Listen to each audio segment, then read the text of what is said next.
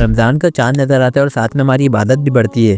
مسجد میں رنگوں کی روشنی، ڈھولک کی آواز اور سب کچھ خوبصورت ہوتا ہے، مگر جب رمضان کا چاند چھپ جاتا ہے تو ہم اپنی عبادت کا چھپا لینا کہاں بھول جاتے ہیں۔ کیا آپ بھی انہی لوگوں میں سے ہیں جو صرف رمضان میں نماز اور عبادت کرتے ہیں اور پھر باقی سال بھول جاتے ہیں؟ تو آج کی یہ ویڈیو آپ کے لیے ہی ہے۔ رمضان ایک عظیم نعمت ہے۔ یہ ایک ایسا وقت ہے جب اللہ کی رحمت ہمارے لیے بڑھ جاتی ہے، ہماری دعائیں، عبادت اور سب کچھ ایک رنگین سفر بن جاتا ہے۔ لیکن یہ سب صرف رمضان تک ہی کیوں؟ ہم کہاں بھول جاتے ہیں کہ اللہ کی رحمت صرف ایک مہینے کی نہیں، ہر وقت ہمارے ساتھ ہوتی ہے۔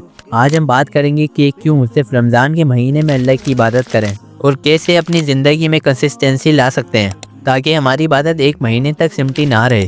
عبادت کا اصل مقصد صرف ایک مہینے تک نہیں ہونا چاہیے۔ رمضان کا مقصد ہمیں یہ سکھانا ہے کہ ہم اپنی زندگی میں کنسسٹنسی لائیں، رمضان کے بعد بھی اپنے رات کے وقت کو مصروف نہ ہونے دیں، نماز نہ چھوڑیں۔ اللہ کا حکم ہے، سورہ نمبر 15 سورہ الحجر کی آیت نمبر 99، اپنے رب کی عبادت کرو جب تک تمہیں موت نہ آ جائے۔ اللہ کی عبادت ہمارے لیے ایک لائف لانگ جرنی ہے، اور اگر ہم اپنی عبادت کو ایک مہینے تک سمٹ کر رکھیں تو ہم اپنی زندگی کا اصل مقصد ہی کھو دیتے ہیں۔ اللہ کی رحمت اور مغفرت صرف رمضان میں نہیں ہوتی۔ جب رمضان چھپ جاتا ہے تو ہمیں اپنی زندگی میں بھی اپنے رب کو یاد رکھنا ہے۔ اللہ کا ہر وقت دروازہ کھلا ہے، جب بھی ہم اس کے پاس جاتے ہیں وہ اپنی رحمت سے ہمارے تلاش پوری کر دیتا ہے۔ اللہ کا حکم ہے، اگر میرے بندے مجھے بلاتے ہیں تو میں ان سے قریب ہوں۔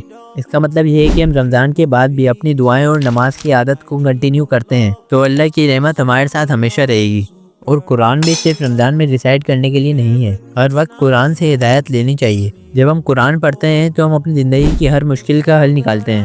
رمضان کا مقصد یہ ہے کہ ہم قرآن کو اپنے دل میں بسائیں اور اپنے ہر دن کی روٹین میں شامل کریں۔ سورہ نمبر 17 سورہ الاسراء کی آیت نمبر 9 کے اندر اللہ تعالیٰ کا حکم ہے، یہ قرآن صرف ایک گائیڈ ہے جو ہر شخص کی زندگی میں روشنی بھر دے۔ اس کا مطلب یہ ہے کہ قرآن کی آیت ہماری زندگی کو گائیڈ کرتے ہیں، مگر ہم خود کو رمضان تک سمٹ کر دیتے ہیں۔ ہماری زندگی کے ہر وقت کو قرآن سے روشنی ملنی چاہیے، اور ویسے بھی موت کا وقت کسی کو نہیں پتا۔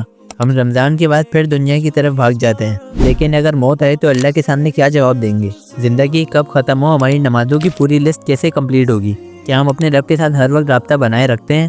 اپنے مقصد کو پورا کرو اور رمضان کے بعد بھی نماز کو اپنی زندگی کا حصہ بنا لو، اس سے زندگی کی ہر وقت کی روشنی بڑھ جائے گی۔ سوچو، اگر تم رمضان میں مسجد آئے اور نماز کے بعد اپنی زندگی میں سب کچھ بھول گئے، پھر اگلے رمضان تک تمہاری زندگی گزر گئی اور موت نے تمہیں جان لیا، کیا تم کہہ سکتے ہو کہ تم اللہ کے پاس واپس آئے؟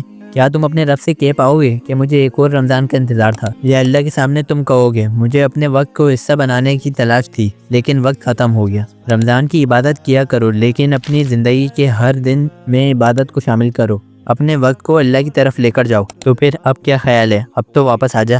یہ وقت ہے اپنی نماز، اپنی عبادت اور اپنی زندگی کو اپنے رب کے ہاتھ میں دینے کا۔ ہر وقت کا وقت اللہ کا ہے، زندگی کے ہر پل میں عبادت کو اپنا روٹین بناؤ۔ آج سے ہی نماز نہ چھوڑو، ہر وقت ہر پل اللہ کے ساتھ۔ اگر تم اپنی زندگی میں اللہ کو اپنا ساتھی بنا لو تو ہر چیز میں روشنی اور سکون ملے گا۔ آج ہی اپنا ارادہ مضبوط کرو اور اپنے رب کے ساتھ اپنی زندگی کا سفر دوبارہ شروع کرو۔ اپنی دعاؤں میں یاد رکھیں اور اپنی عبادت کو اپنے ہر دن میں شامل کرنے کی کوشش کریں۔ اللہ ہمارے دلوں کو اپنے رات کے راستے پہ لے جائے اور ہمیں اپنے مقصد کی طرف راستہ دکھائے۔ ملتے ہیں اگلی ویڈیو میں۔